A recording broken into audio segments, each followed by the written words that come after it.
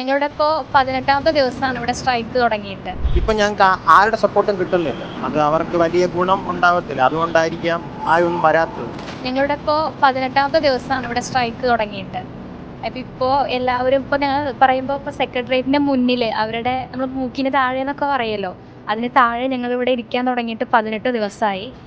അപ്പോൾ അതൊന്നും വിഷയമല്ല എന്ന രീതിയിൽ അവർ മറ്റ് വിഷയങ്ങളിലേക്ക് ഇപ്പോൾ ദേശീയ തലത്തിൽ അത് അതിലേക്ക് പോവണം അല്ലെങ്കിൽ പോവണ്ട എന്നല്ല ഞങ്ങൾ പറയുന്നത്. ഇവിടെ ഇത്രയും ദിവസമായിട്ട് ഞങ്ങൾ ന്യായമായ ആവശ്യമാണ് ഞങ്ങൾ ഉന്നയിക്കുന്നുള്ളൂ. ഞങ്ങൾ കുറുക്ക് വഴിയിലൂടെ വന്നവരോ അല്ലെങ്കിൽ അഴിമതി അല്ലെങ്കിൽ ആ ഒരു രീതിയിൽ വന്നവരൊന്നുമല്ല. കഷ്ടപ്പെട്ട് പഠിച്ച് റാങ്ക് ലിസ്റ്റിൽ കയറിയവരാണ്. അതുകൊണ്ട് മാത്രമാണ് ഞങ്ങളെ അതുകൊണ്ട് മാത്രം തഴഞ്ഞു നിർത്തിയ പോലെയാണ് ഞങ്ങൾക്കിപ്പോൾ തോന്നുന്നത്.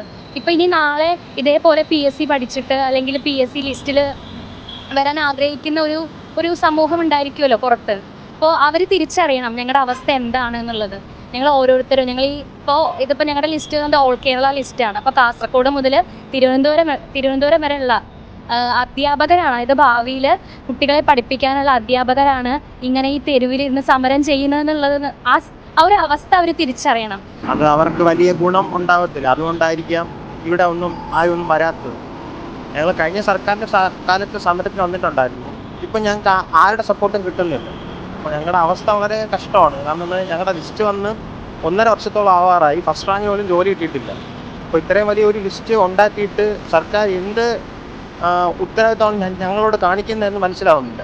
നമ്മൾക്ക് വേണ്ടി നമ്മൾ ശബ്ദം ഉയർത്തിയാൽ മാത്രമേ പറ്റൂ. CJP യുടെ കാര്യം അത് അവരുടെ പേഴ്സണൽ ആയിട്ടുള്ള കാര്യം തന്നെയായിരിക്കും.